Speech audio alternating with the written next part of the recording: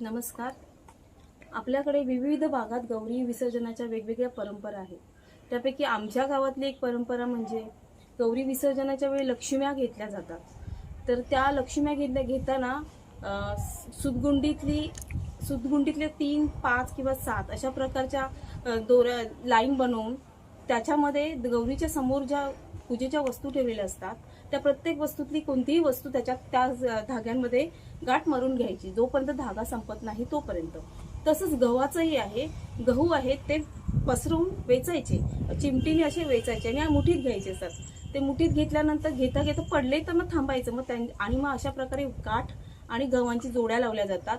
जर एखादी वाढली जोडी तर असं समजलं जातं की लक्ष्मी वाढली जाते आणि धनधान्य वाढलं जातं. आणि म्हणजे जर गहू वाढले तर ह्या वर्षी शेतात आपलं धान्य जास्त पिकणार आणि गाठ वाढली तर लक्ष्मी आपल्याकडे ह्या वर्षी भरपूर कृपा करणार, असं त्याचा अर्थ. धन्यवाद.